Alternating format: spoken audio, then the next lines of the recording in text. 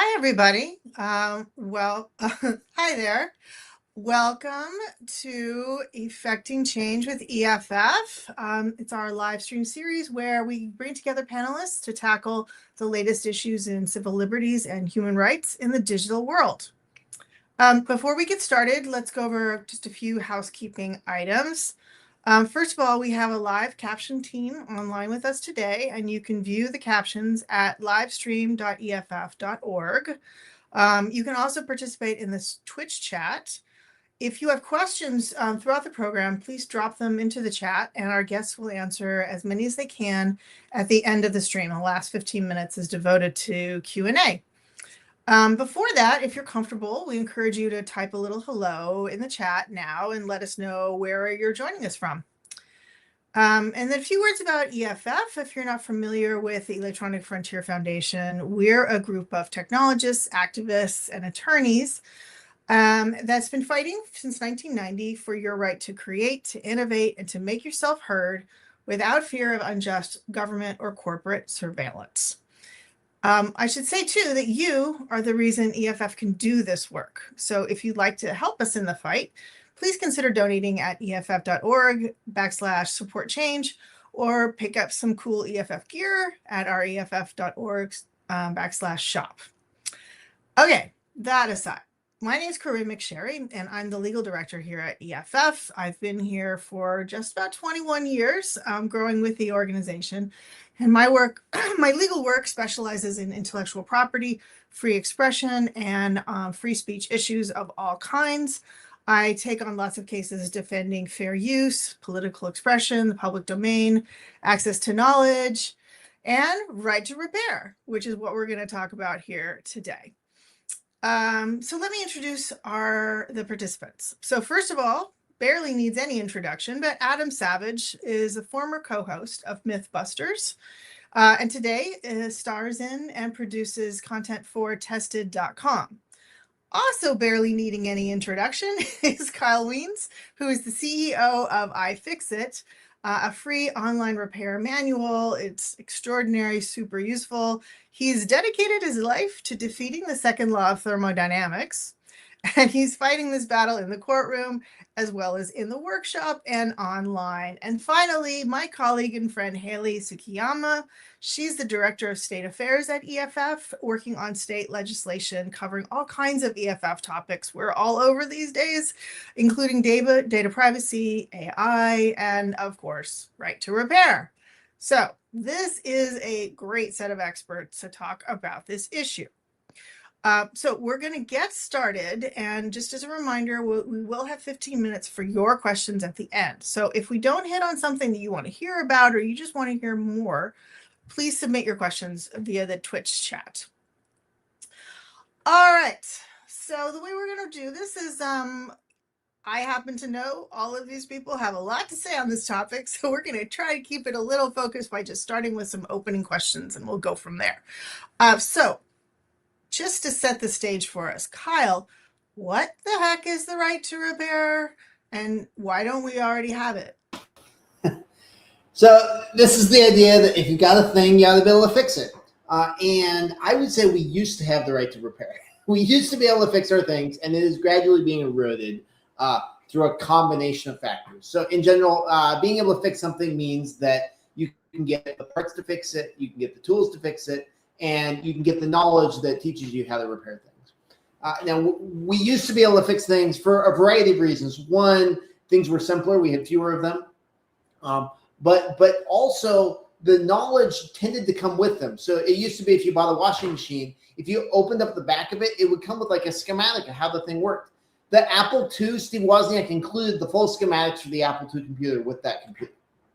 So back in the day, these things were either self-documenting, you could open an engine and kind of figure out how it worked, or they came with information. And over time, for a variety of reasons, we have stopped doing that. So we have less and less information to the point where I started iFixit because I was trying to repair my laptop and I was looking for the repair manual online. I couldn't find it anywhere. I fumbled my way through the repair. I barely got the thing fixed. And then I did, the internet deep dive that you do. Like, why is this information not on the internet? And I learned that Apple had made a manual. It existed. Someone had posted it online. And Apple had sent IP takedowns. They'd sent DMCA takedowns to every site that had the repair manual. And they had censored that knowledge from the internet. So access to the manuals, the knowledge turns out to be really important. So those are really the legs of the stools. Can we get the parts? Can we get the information?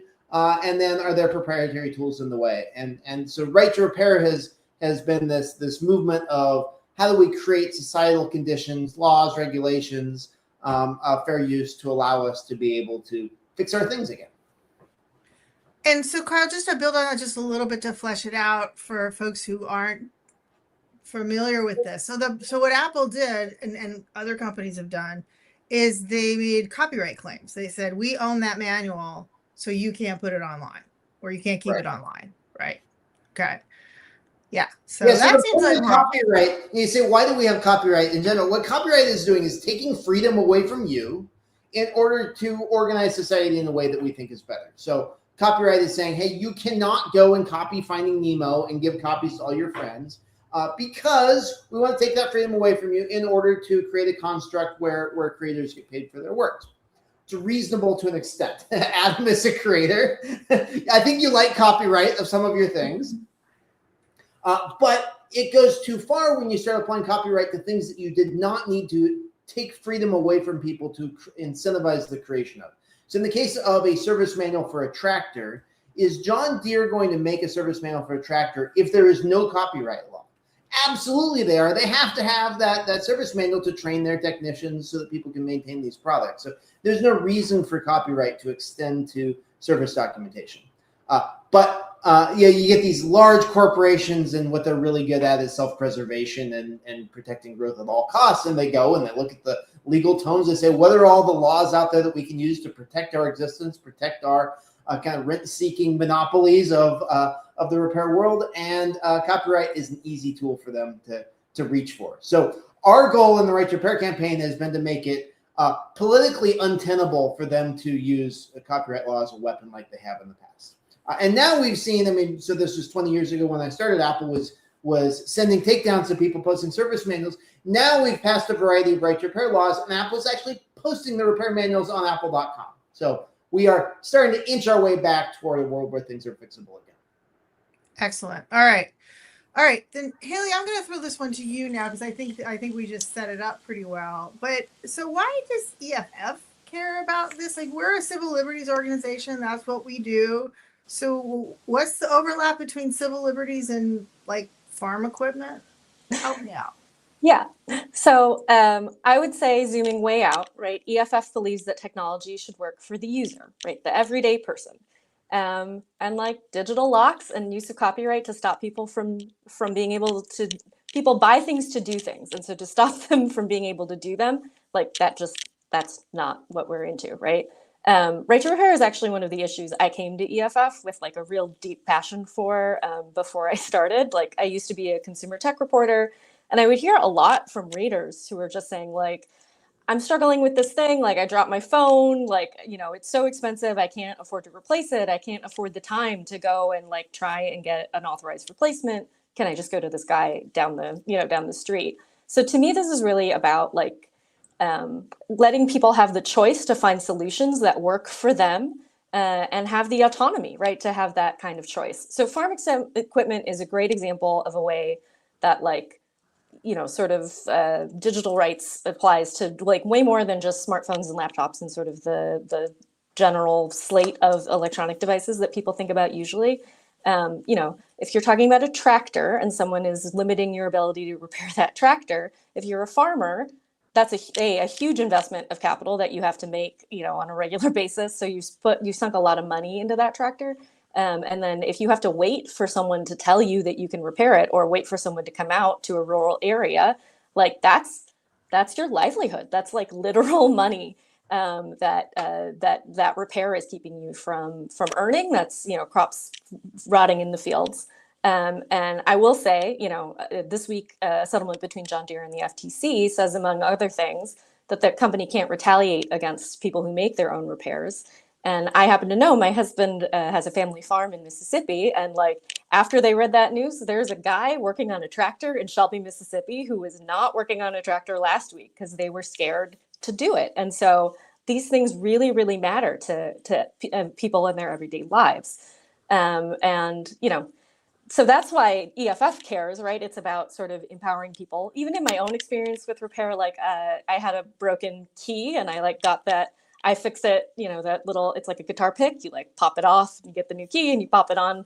Like that, there is a thrill that comes with that sort of autonomy. And that's really, to me, so much more about more than the right to repair. It's about critical thinking. It's about questioning received wisdom. It's like finding things out for yourself. That gets a little outside the EFF work of digital civil liberties. But to me, what is so important about EFF in this space is making sure that technology doesn't hinder that sort of very important feeling and that very important sort of urge that I think a lot of us have. Yeah, I think we still call it freedom to tinker. Yes. We think people should have that ability to do that. And just so I can flesh things out a little bit, I think one of the things maybe it might get a little bit buried here is one of the problems here. It isn't just the claims of copyright, but it's because there is all this tech now in your equipment, in your cars, in your stuff. There's software everywhere. There's software in your fridge. There's software in all the places. And software is copyrighted. And that is why one of the reasons that copyright comes into play. It's not just the copyright in the ownership manuals. It's the copyright in the software in your stuff. And once you've got, I remember going to a conference a few years ago myself, and it was of farmers and farm equipment folks. I went with Kyle, and I had to say, like, I am so sorry that you have to talk to a copyright lawyer. You should not have to talk to a copyright lawyer, but here I am. And I'm sorry about that. But hey, Adam, but you're like a big time copyright owner. You like what? Don't you like copyright, and don't you like ownership? Like, help me out here, and from the perspective of someone who's maybe on both sides of this. Like, I think of this as kind of like digital ownership. So why do we want that? And listen, at the front, copyright and ownership are great.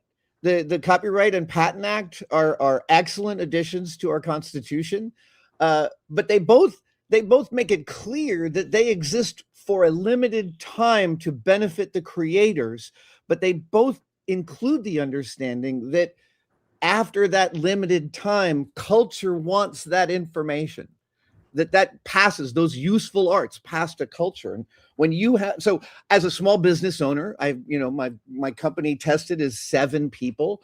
I absolutely love copyright, and we protect our brand.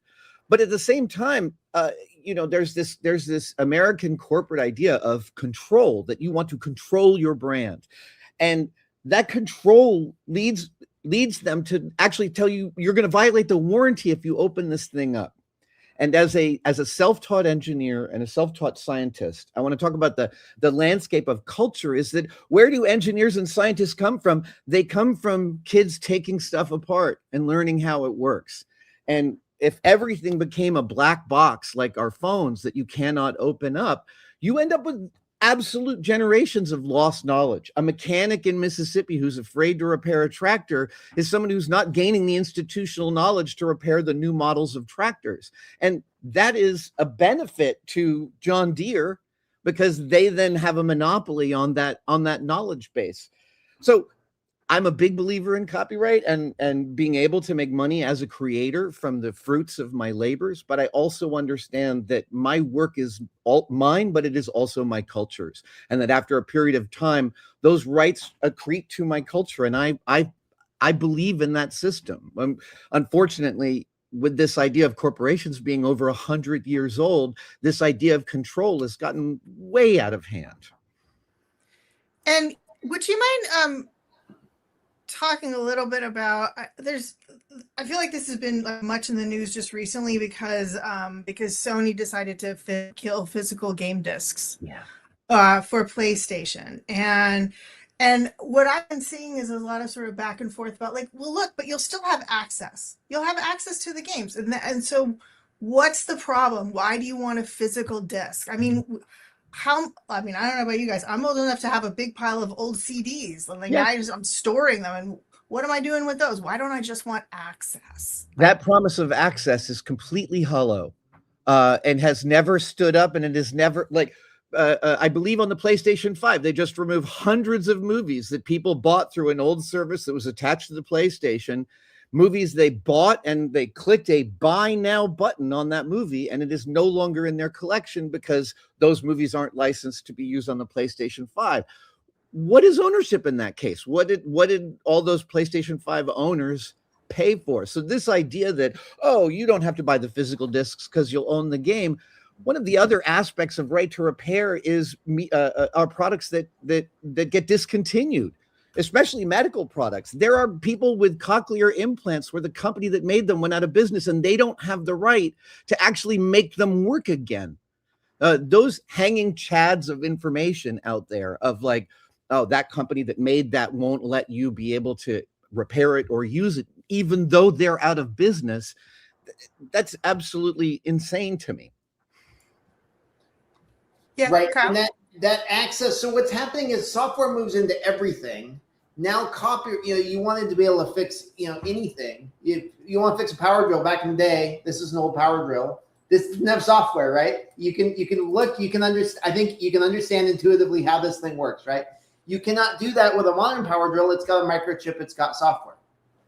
And so if you want to be able to fix anything involving software, now you have to talk to Corinne and an intellectual property lawyer to understand, right? Because we have a very different regime of rules governing what you can do with software and what you can do with physical property that you own. And we have to find a way to bring back some of the rights of what we can do with our physical property to things that are software enabled. And we are at this pivotal moment in the trajectory of technology and society where, okay, we're shifting from everything being mechanical to everything having software. That's fine. I can work with that. But we're inheriting a regime of intellectual property that was created to protect creators. And I, as a software engineer, do not need the same level of protection for the software that I create that Disney needs for their creative works. We have to decouple these things somehow. Right now, they're tightly coupled, and it's biasing ownership in the favor of large companies like Sony. Kyle, I know that you've also talked a lot about in various forums about how this overlaps with sort of environmental concerns. Because if you can't fix it, then you automatically have to turn in your phone. Apple will say to you, yeah, there's something wrong with your phone, just turn it in, we'll give you a new one. Yeah, and this is part of like, are we owning things or are we renting? When you have a product that stops working after a couple of years and you can't repair it, you're really being turned into you're just renting that product. And so that's been the concern that we have across everything in our digital lives, is that the lifespan of these things is just much lower than it used to be. It used to be if you bought a refrigerator, it lasted for 40 or 50 years. Now the average lifespan of a refrigerator is 7 years. No one goes out and buys a new refrigerator planning to replace it in 7 years. That's insanity. But software is brittle. Electronics are brittle. They're much more brittle than these old mechanical devices. This particular drill was made 100 years ago. It still works now. Is a drill that I buy today going to work in 100 years? I think very likely not. So, and then you say, well, what's the impact to the environment of making these things? My cell phone, 8-ounce cell phone, I can fit it in my pocket. It's 250 pounds of raw material dug out of the earth to make that phone.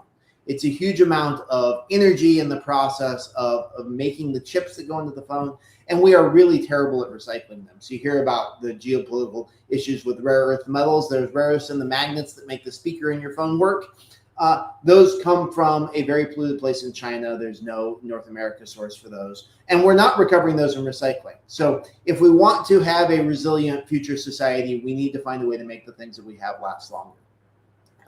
And that means we have to systematically tackle every blocker to getting in the way of fixing things. I'm a very practical person. I'm an engineer. I like tinkering and fixing things. So I'm going to look at this as a problem to solve and say, across all the things out there, we want to make them last longer. It's better for the planet. It's better for our pocketbooks. It's better for our freedom and autonomy. What are the blockers getting in the way, and how can we knock those away? So, Haley, I'm going to throw it to you then. Tell me a little bit about so what are the impediments? I'm hearing like copyright. What? So how does that play out? So it's DMCA takedowns.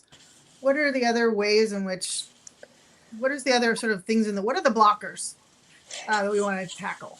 Yeah, I mean, I think, I'm not an engineer, so like I think a lot about sort of the everyday people. I think for everyday people, right, the blockers are like, I have a broken thing, I want to fix it, or I want to find someone that I trust who can fix it. And because of the way that, these manuals are being controlled, about the difficulty that you have in even opening up, like iFixit does these great analyses of products where it's like, these are hard to open, you need proprietary screwdrivers, just sort of the very practical obstacles that they put in the way for everyday people to be able to handle their stuff, to extend the life of their stuff. With the software question, is there an update that's going to take away a feature that I like? Is there an update that's going to stop supporting this feature that I like? To me, those are, people just don't have time, right, to be running around and trying to figure out all of this. And so if companies make it hard, it makes it almost impossible for the average person, unless they really want to take the time to dedicate to it, to fix stuff the way that they want, or to extend the life of something that they can't afford to buy. They can't afford to buy a replacement for. And so that's like when I'm talking to offices and when I'm thinking about sort of why this is an important issue for them to think about for their constituents, those are the sorts of things that I reach for. Yeah. I think there's also the parts that I think a lot of times we don't even know about until we have a problem, which is that when you buy stuff, if it's got software in it, you probably, as part of your initial operation of it, agreed to a terms of service of some kind, a license agreement for that software. And in that, it's probably all kinds of limitations. You don't know, you didn't read it. They know you didn't read it. Everybody knows that you didn't read it. But nonetheless, there you are with a contract that you've agreed to. And then what happens is probably they're not going to sue. No one's going to sue you, but they might sue a third party who would like to come in and help you do the repair yourself. And they'll say, well, you're interfering with contracts. Sorry, lawyer hat on. I'll stop now. But I didn't want to pretend to be a lawyer, so I'm glad you jumped in. All of these hidden agreements that we're all bound by that we just don't know about. So it's access to parts, it's copyright takedowns. Adam, how have you encountered this problem in the work that you've done or you're doing? Oh, to me, one of the key places the rubber meets the road, and I love that farmers are our partners in this movement. Everybody understands the ethos of a farmer working alone, needing their equipment to keep running. But another place I have seen the rubber meet the road here is in wheelchairs.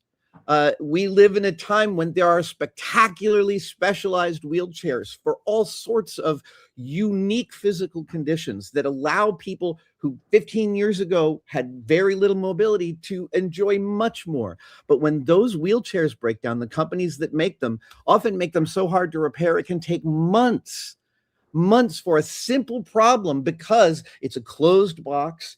And let's be clear, it's very easy for companies to make things hard to repair in ways that are quite invisible. They can pot the electronics and all sorts of things that are really hard to make it to get to the electronics. And I believe there's even a story of a wheelchair activist whose wheelchair was broken and took so long to replace the condition they had worsened, and they died waiting for a wheelchair repair. So this problem has an actual body count. And it's really vital that, a wheelchair is a much more specialized thing than farm equipment. Repair people for those are even harder to find. And we absolutely should have a culture in which a wheelchair owner could go to a place in their city and have that wheelchair repaired that day rather than waiting for several months. So let me pose the sort of obvious question that channeling the wheelchair company. Well, we can't have people fixing it themselves, because then they'll do it wrong, and that's going to create liability for us, or hurt them. So yeah, we have to be able to control this, precisely because these are such important equipment. Yep. I totally think that there's movement on both sides to understand this culturally. Absolutely, to me, the idea that you could get into trouble repairing something, that's absolutely true. But one of the other things that's going on with all of this software being attached to everything is that the data about us is out there. And one of the things that's a personal bailiwick of mine within right to repair is a right to the privacy of the things that I own. That my devices aren't dropping dime on me and telling every company around the world what I'm doing with those devices. This is another secret thing that John Deere does with their tractors. They log all this data, and doesn't belong to the farmers. They don't make it available to them. I can't remember what your original question was. I'm on the middle of my rant. No, that's okay. I actually think that's I'm glad you raised that, because I do think it comes back to one of the questions I asked earlier, which is, what's the overlap between right to repair and ownership and civil liberties? Like, what's the connection? And one of them is, I think, that one of the things you might want to do is tinker with your stuff so it's not phoning home. Perhaps or even to find out, like, I would like to know if my smart TV is sending signals back, and are those signals encrypted? Is someone monitoring my TV behavior, my driving behavior? We know that's a thing that's happening. And my maybe sleeping behavior. CPAP machines log our sleeping behavior. We're leaking information constantly. Yeah. And it's a thing I think that people are really unaware of. And it's like, it's in the house, right? Like the issue is inside your house. But there's but the other thing too, and I think iFixit tries to facilitate this, and other organizations do as well. Like, there are lots of people, more than you'd think, because we hear from them at EFF, who actually know how to do stuff. They know how to tinker with their stuff, or they have friends that do. And so it's sort of like, and I think, Adam, you were kind of getting at this a little bit earlier too. There's this sort of like progressive, like, disempowerment, where it's like, we're getting monitored in all these ways and we can't really do anything about it. And right to repair is kind of a way of helping you be able to do something about it yourself, and giving sort of individuals that power. Well, and speaking of that, when useful tools come up to be able to analyze our equipment, like something like the Flipper Zero, which is a useful tool for analyzing all sorts of different pieces of equipment, corporations go bananas over that. They're terrified that the Flipper Zero is somehow a car stealing tool, which it is no more a car stealing tool than a hammer is, within reason. And these tools for analysis get turned into, they get demonized by the corporations that don't want us using them to analyze their equipment, because a lot of times when you use stuff to analyze a piece of equipment, it's not up to the specs that it's telling you it was. But there's no way for you to know that unless you have access to these rarefied pieces of equipment. Right. Yeah. Kyle, I feel like you want to get in on this.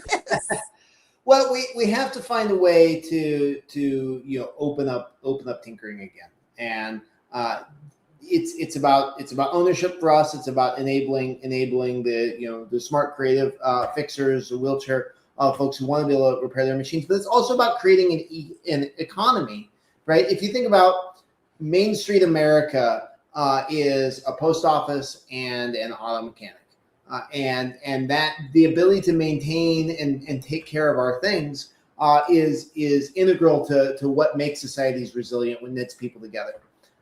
There's an amazing book called Shop Class of Soulcraft. Matthew Crawford he got a PhD in philosophy. He did the think tank thing in DC for a while, and he found that his life was just empty and it didn't feel like it had meaning. And so he quit, he left, and he started a motorcycle repair shop, and he feels like he's part of his community. And his neighbors are bringing him their bikes to fix, and then he's at the football games with their kids, and that's the connection between us and our physical things is a large part of what makes society work. And so I think the question, well, what is a digital civil liberties group do in the mix of this? Well, we are shifting to a world where there is software, right? Where there's software in everything. And so we need to find a way to make tinkering possible in the age of software. The problem with repairing these wheelchairs is not necessarily a mechanical problem. It's that there's an app that you need to calibrate things. Let's say the weather changes and you want to change the different tires. And then you need to change the diameter of the tires, right? There's a setting in the app that just, tiny little software calibration. That software tool is not available to wheelchair owners. It should be. And so we passed a right to repair law in Colorado that requires the wheelchair manufacturers to make the tool available.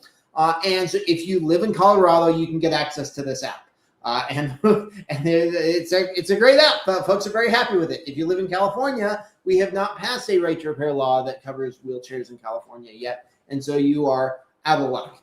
And that's the sort of equality. That's the fight that we have to have. And unfortunately, we're having it kind of category after category. We have to fight for wheelchairs separate from tractors, separate from cell phones. But really, this is a broad issue that has to do with the transition of products from non-software to software, and therefore from no IP to an IP-regulated regime. And if we aren't out there fighting, advocating for this, the default is that we're going to have these Disney-era, copyright IP laws applied to all the physical products in our lives. And that is sort of an accident of history. But that accident of history will be used by these large corporations to lock us out of all of our things and turn us all into consumers the way that the iPhone has. And this is the moment in history to stop that. So I want to talk about solutions in 1 second, but I feel like I need to set something up just a little bit. So part of the accident of history isn't just, that there's copyright in software. It's also that we passed a law 20 years ago that said it's illegal to break the locks on that software. So software usually comes with digital rights management, some kind of basically digital lock, and or often comes with that when it comes in your products. And so in order to repair those products, it's not just that you need the diagnostic codes or you need specialized parts, you might need to break the lock. And often it's trivially easy to do that. It's not that hard to do. Many people know how to do it and they can teach you how to do it, but doing that is illegal in many circumstances. And the reason it's illegal is because we passed this law, Section 1201 of the DMCA 20 years ago.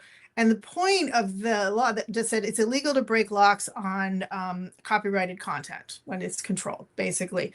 And but the reason that was passed was because Hollywood was really worried about people pirating DVDs and CDs and so on. And so it was supposed to be extra protection for that. I don't think Congress was contemplating the software in your refrigerator when they passed that law. And I feel like when I talk to folks in many different circumstances, they sort of get it. They're like, no, that's dumb. That doesn't make sense. Like this law that we have for DVDs doesn't make sense to apply it to farm equipment. So just with that a little bit more of setup, what can we do? Can we change that law?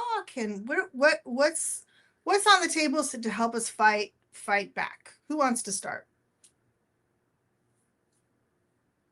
I wanted to talk about one of the key ways I think culturally is a reassessment of what ownership is. We've been hearing the news stories about car companies starting to put things like heated seats behind a subscription wall after you've bought the car. That begs a really important question about what I'm buying when I buy a product. And if they can turn on and off software features of that product after I've bought it, I feel like I feel like no one would disagree with me that that's a very weird idea about what ownership actually is.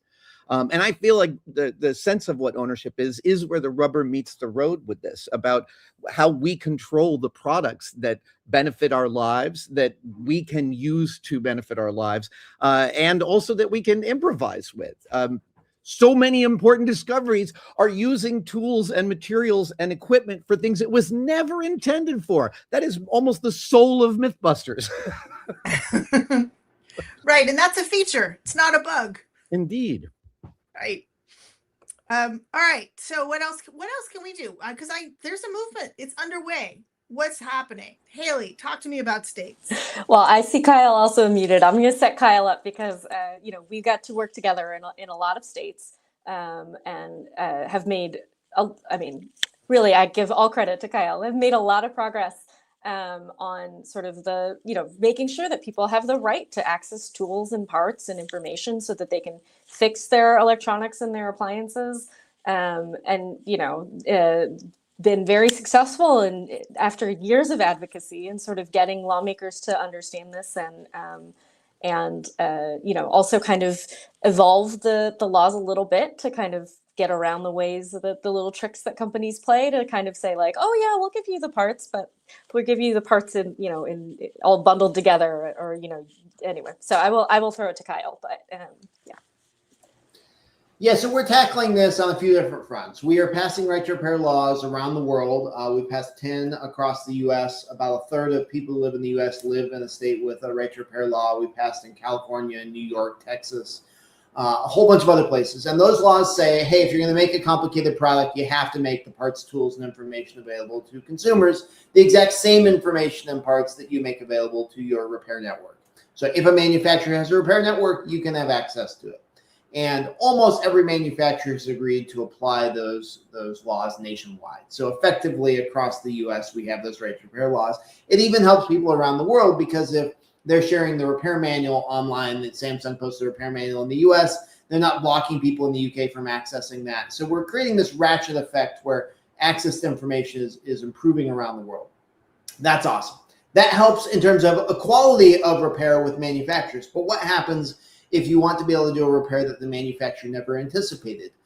Someone was posting in the chat about using Kobo. They're taking these Kobo e-readers and using them as controllers, I think, on model airplanes or something, which sounds awesome. Probably not in the design brief for this e-reader.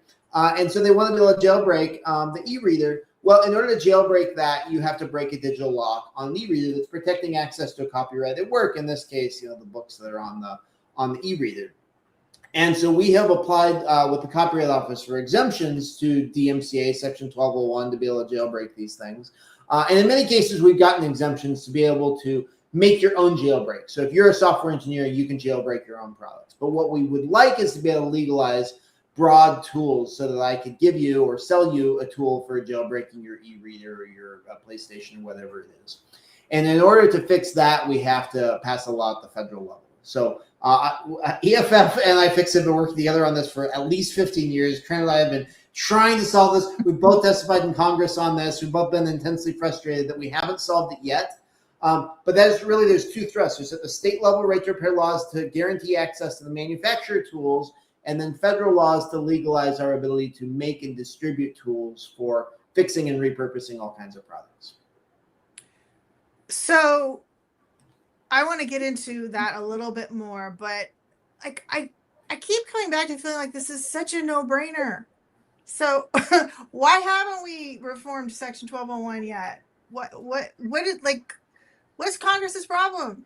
Well, it feels obvious. I want to point out, I think, Kyle, you and Haley know much more about this than I do, but I mean, within the passing of right to repair laws, there's also been our enemies are very arrayed and coordinated against us, because a lot of right to repair laws, when they get passed, the companies come in between the passing and the signing of that legislation and seek very hard to weaken it in every way they possibly can.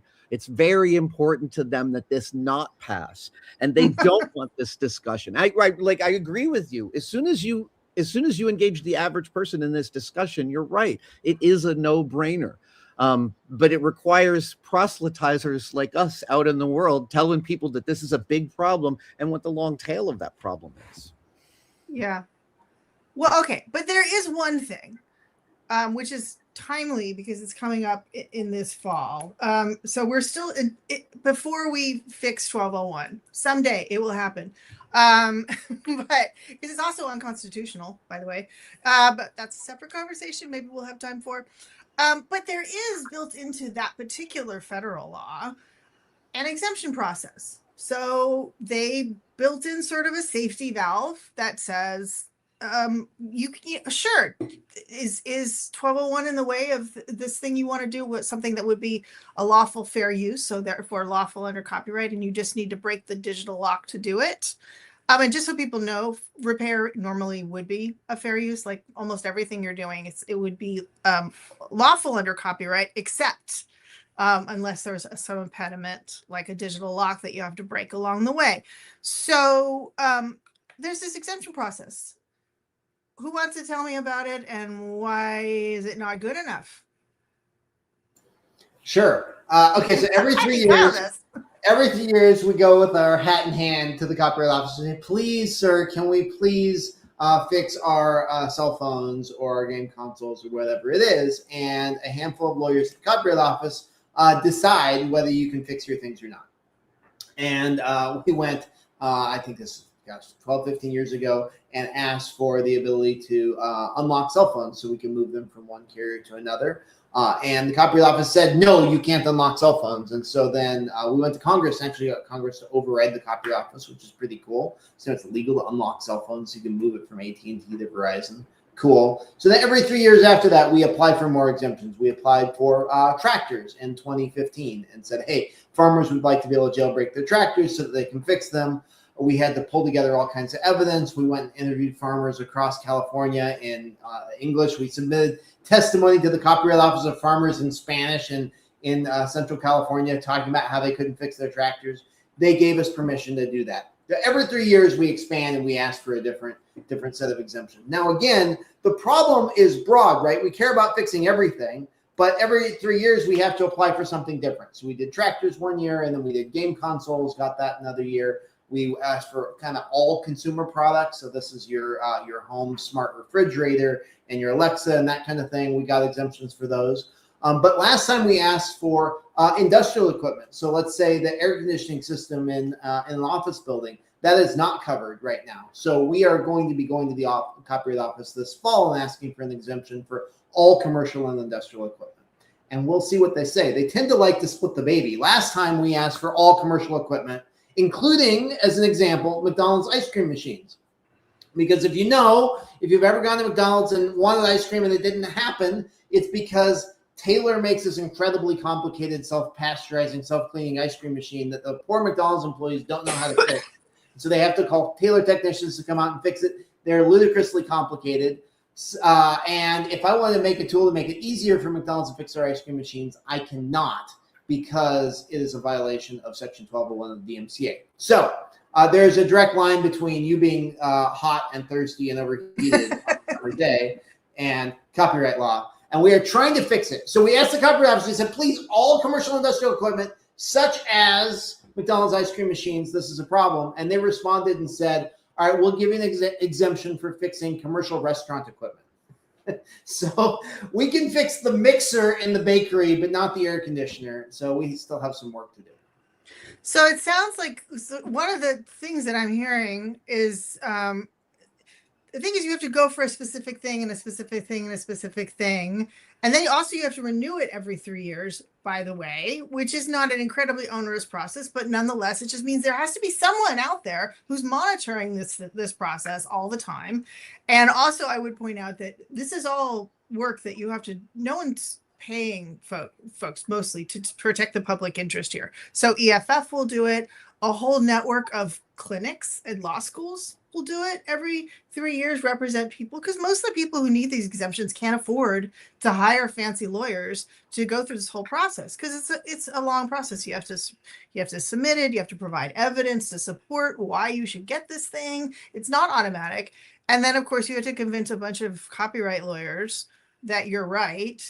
And meanwhile, they're listening to a bunch of arguments about whether there's an environmental risk, which as if they're in a good position to evaluate that. So 1 year when we were going for a right to repair for cars, there's the automakers association said, well, no, we can't have people messing with their cars because then they might tinker such that it'll create emissions problems.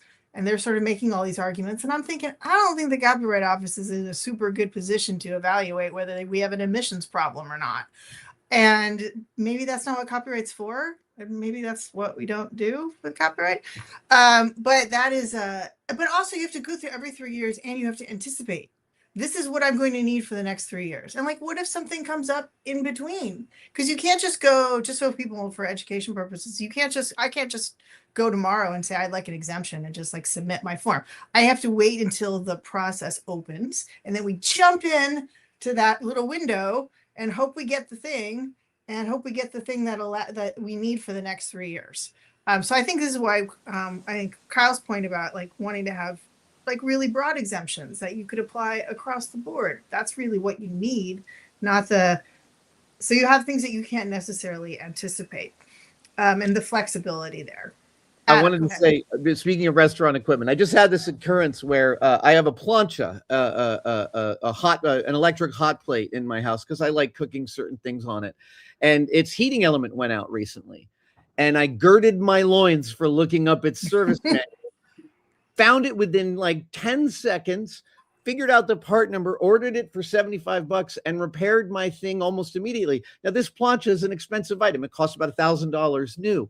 And it felt so good to be within this ecosystem where that was a repairable, reusable, lifetime piece of equipment. Like that was clearly what this piece of equipment was built to be part of, that kind of ecosystem. I want that for all my stuff.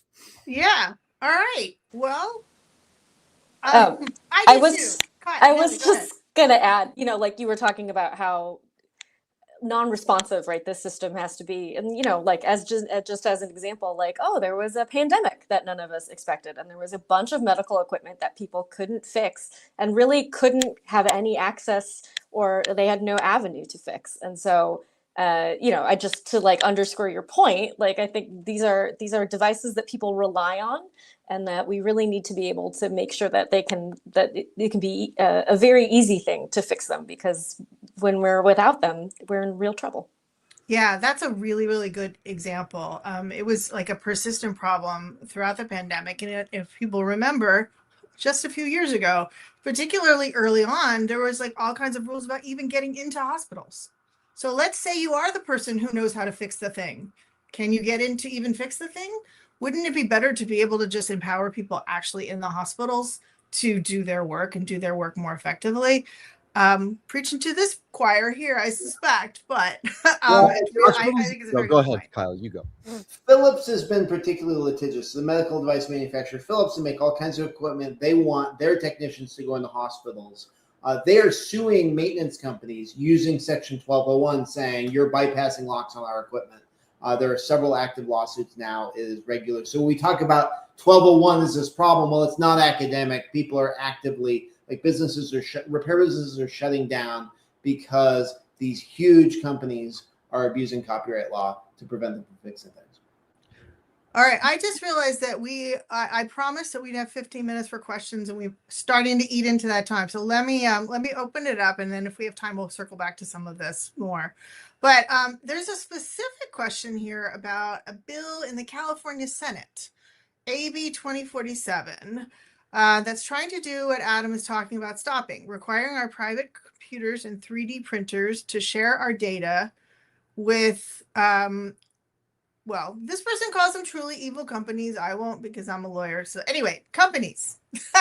So they want to hear, this question is basically asking about these efforts specifically in California that would require computers and 3D printers to share our data.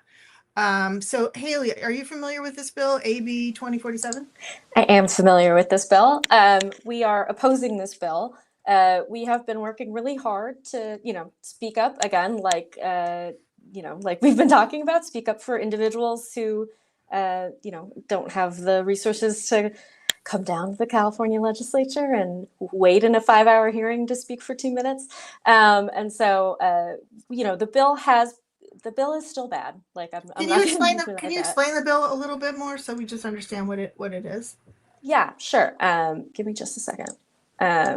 Is this the one that has to do with this is 3D printers and guns? Is that Yes. the one I'm talking about? Okay, tell me a little bit more about it. Sure. Actually, I'm sorry. As Corinne knows, I have been out for a little bit, and So, I mean, I can give you yeah, go for it, please. So what it's saying is, you cannot use a 3D printer to print gun parts. Is the idea behind the bill? That's what they're trying to do.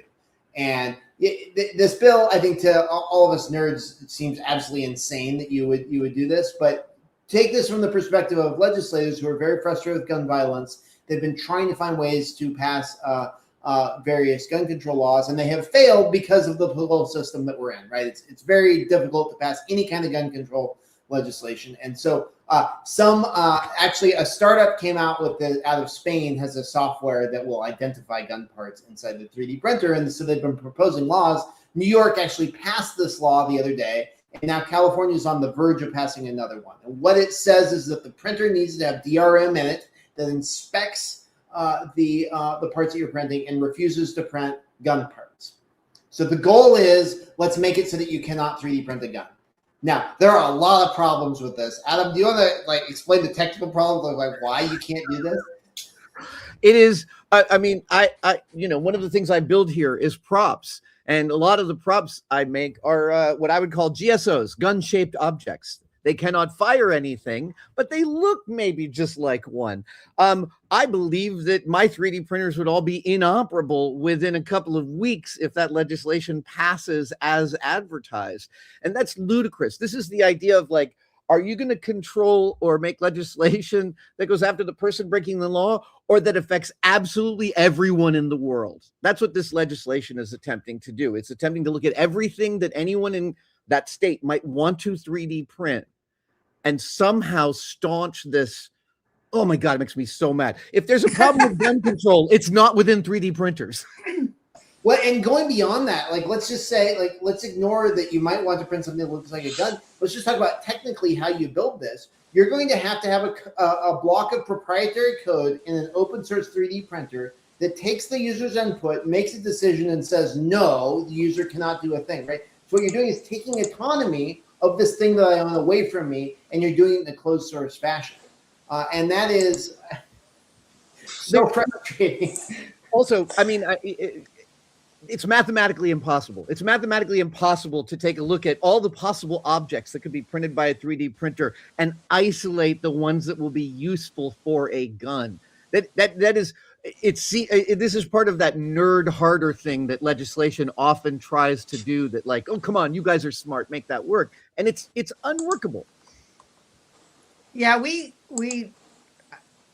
I think we're all, and it sounds like some of the folks in the audience here are very familiar with this kind of yes, nerd harder. And you come back and you're like, but here's the thing, this isn't that kind of problem. It's not because we're not smart enough. It's because you can't do it. Well, and so I want to throw some cold water on us. This looks so ludicrous. You're like, there's no way this could possibly happen. The overwhelming political likelihood is that this bill will sail through and pass.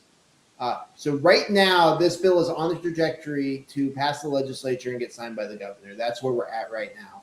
EFF has been talking about it. Some other folks have been talking about it. There has not been enough noise, and it is probable, I just have to be a political brat, it's probable we will lose this unless some folks step up and start making a lot more noise right now. And the moment is now. It's on to a key committee vote, I think, today in appropriations in the Senate.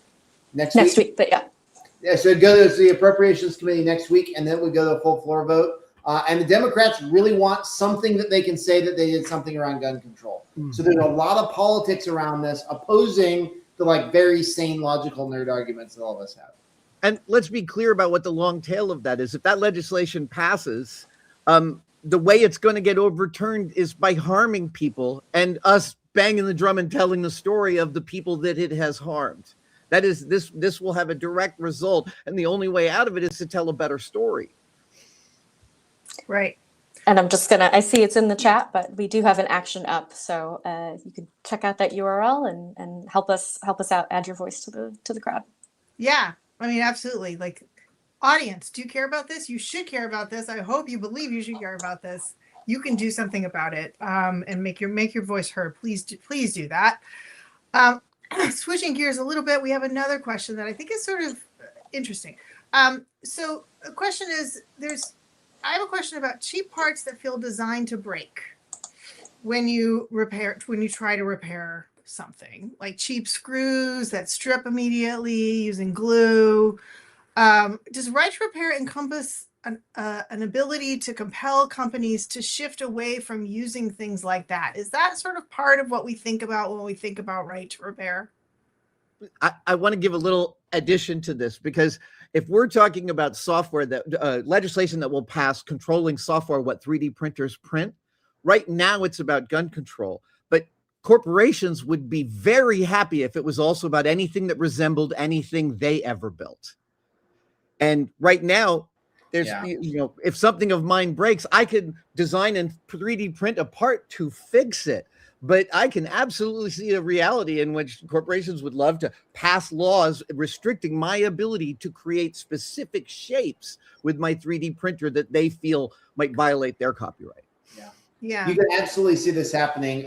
Ford has been, they have been filing for design patents on bumper parts. So the collision parts on a vehicle. So, right, the bumpers, the things that right. So if you get in a wreck, or a fender bender, you want to replace your bumper, you can buy the Ford one for $2,000. Maybe there's an aftermarket one for $500. Well, they want to use IP law to stop you from being able to have that aftermarket bumper. Same kind of thing. So, to get to the core of your question, are we passing laws to stop people from making cheap crap? No, we're not. I don't know how to do that. I think it would be interesting. It would be tricky. I think the free market is better at handling that. What we want is the companies who make quality products to float to the top, and the companies who make cheap crap to get pushed out of the market. Hopefully that works. Hopefully we can use our individual purchasing preferences to buy better products. But then when things do break, you have a plastic knob on your stove. Absolutely, let's 3D print that. Let's create a marketplace. And we do. You can upload 3D printed parts to iFixit, and we'll share, and you can download and print them. And we'd like to. Yeah, I mean, I do think that right to repair encompasses it in two senses. One is like enabling you to not be stuck with that cheap thing. You can replace it with something better, maybe that you use a different kind of technology to build for yourself. Also, I think it's when people have the right to repair, it creates some pressure on companies to do better, because people get annoyed by it, right? Their customer. If you don't feel like you can do anything about it, right, then you won't discover the cheap thing that's in the way of what you're trying to do. But when people are empowered, then they start complaining. And I think that kind of takes us back a little bit to some of what we talked about at the beginning, which is like, are we going to have a culture where where it's just access culture? It's rent only culture. It's, where we're not owners with our sort of ability to pressure anybody, right? Because we don't have any power to do anything. Or are we going to have a culture where we have real choices? Within science fiction's ability to think about possible futures, there's a in one of William Gibson's later books, there's just this small construction that he makes in the book of a community in the Southwest called the Sandbenders. And in this future, computers are now completely modular: keyboard, memory, screens, and people just buy these parts and put them in housings. And the Sandbenders are a group of artisans in the Southwest who custom make these silver and turquoise and natural material laptop housings that you just put all of your modular equipment into. I want to live in that kind of world. Yeah, me too. All right. Well, listen, we have 1 minute left, and I want to throw this question that's from the chat. I want to throw it to the group. Okay, we all get it. Good for us. How do we reach the normies?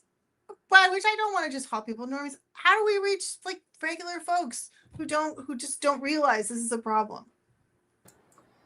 We've been doing this with legislators. So legislators are not generally technically savvy. So we talk with them. We just talk about the pain that people have. Hey, the last time your phone broke, was it a pain to fix? So gateways into folks, I'd say you use stories and you use examples of things that are in people's lives. So the phone that they had that broke that was frustrating or got too slow, or they feel like control got taken away from them. The time they went to McDonald's and they wanted an ice cream, it was broken, and then you explain there's actually this like vast conspiracy behind why you can't fix your ice cream machine. And the farmers who are in the fields who miss a key harvest date because of a sensor was bad and John Deere didn't have a technician available to drive out and plug their laptop in. Those are the stories that resonate and they're working. And I would say we are winning. I mean, the overwhelming public support opinion is in favor of right to repair. So we just need to continue the trend. But I think right to repair it's kind of a gateway drug to fighting for the broader right for ownership. Yeah, it's an easy one to take out in public too. Everyone's going to agree with you. Haley, go ahead. Yeah, well, and just to echo, like, I think, everybody has an example in their own life that actually relates to this. So it's a matter of finding that and sort of narrowing in on it. And I will just underscore, Kyle, like, we need a lot of individual, normal, everyday voices to balance out some of the lobbyists that are interested in keeping this sort of the status quo that they're building and that they're expanding. And so every voice counts. And you never really know what constituent story is going to land with a legislator, but there's usually one that will really ring true. I know we're going to bring together the gamers and the farmers and the disability activists. We're going to get everybody. The knitters and the hackers. The gamers and the hackers together. All right. Well, we're reaching 10 o'clock, so I'm going to close this out. Thank you all. Thank you so much to our guests. And thank you also to everybody who joined and commented. It looks like it was quite the spirited discussion over there. So that is awesome. Thanks a lot. Thank you. Take care. Bye, everybody. Thank you.